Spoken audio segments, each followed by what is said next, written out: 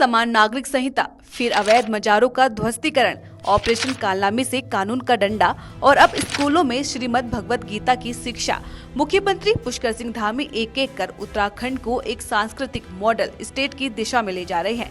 तो वहीं अब सीएम धामी ने सबसे नई और सबसे चर्चित पहल को जन्म दे दिया है, गीता पाठ को स्कूलों में अनिवार्य बनाना।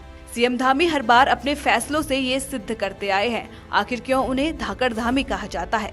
न सिर्फ दिल्ली हाईकमान बल्कि खुद प्रधानमंत्री भी धामी के कामकाज से संतुष्ट हैं।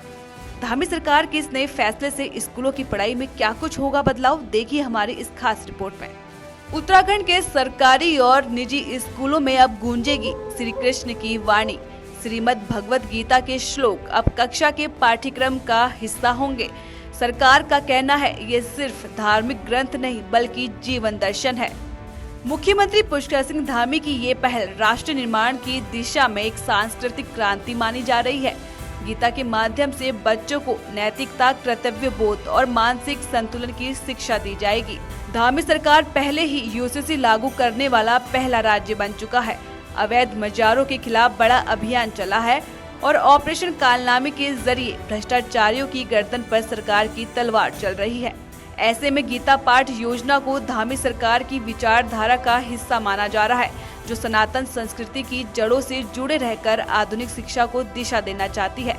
वहीं इस आदेश की अब मदरसा बोर्ड के अध्यक्ष मुफ्ती शमून काजमी ने प्रशंसा की है। उन्होंने कहा कि मुख्यमंत्री के नेतृत्व में उत्तराखंड लगातार अग्रणी राज्य बनने की ओर बढ़ रहा है। खुशी की खबर है कि विद्यालयों में पाठ्यक्रम के अंदर श्रीमद् भगवत गीता पढ़ाई जाएगी। श्री राम के जीवन से लोगों को परिचित कराना, श्री कृष्ण को लोगों तक पहुंचाना और हर भारतवासी का ये जानना बेहद जरूरी है।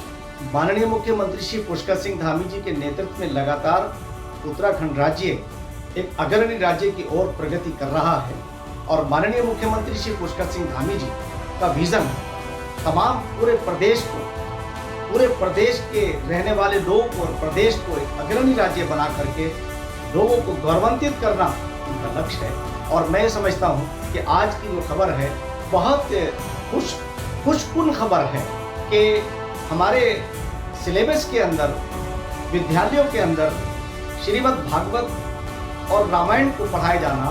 रामायण का मतलब ये कि पुरुषोत्तम मर्यादा श्री राम के जीवन से लोगों को परिचित कराना और श्रीमद् भागवत गीता का मकसद श्री कृष्ण भगवान को लोगों तक पहुंचाना। और मैं समझता हूं कि ये दोनों हमारे पूर्वज हैं और दोनों के बारे में जानना हमारे लिए, हर नागरिक, हर भारतीय के लिए अति आवश्यक है।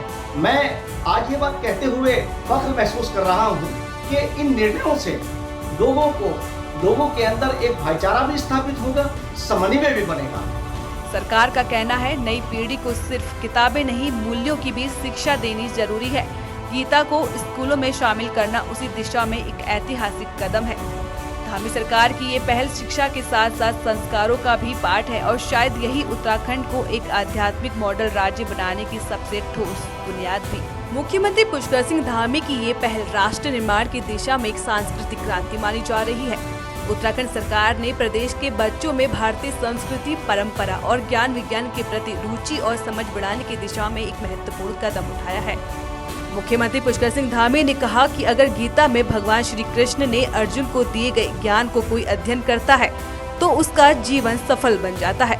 उन्होंने कहा देवभूमि में सभी का ज्ञान कर्म और धर्म में होना चाहिए, जिससे बच्चे के जीवन को प्रेरित किया जा सके। जो भगवान श्री कृष्ण के मुख से अर्जुन को दिया हुआ ज्ञान है और वो ज्ञान व्यक्ति अगर आत्मसात करते तो उसके समूचे जीवन भर काम आता है। अच्छे संस्कार उनके अंदर आते हैं, न्याय करना सीखता है, कर्मशील होता है और कर्म प्रधान मानते हुए जीवन में हर क्षेत्र में आगे बढ़ता है। और ये हमारे यहाँ हमने शिक्षा विभाग की समीक्षा बैठक में तय किया था कि सभी हमारे विद्यालयों में गीता पाठ कराया जाएगा। गीता का सभी को ज्ञान मिले, हमारे बच्चे जीवन में आगे बढ़े। इसकी अब शुरुआत हो गई है। ये देवभूमि है, देवभूमि में निश्चित रूप से कर्म धर्म सभी पर विशेष ध्यान होना चाहिए। हमारे बच्चों का भी उस दिशा में ज्ञान होना चाहिए, तो बच्चों को उस दिशा में प्रेरित किया जा रहा है।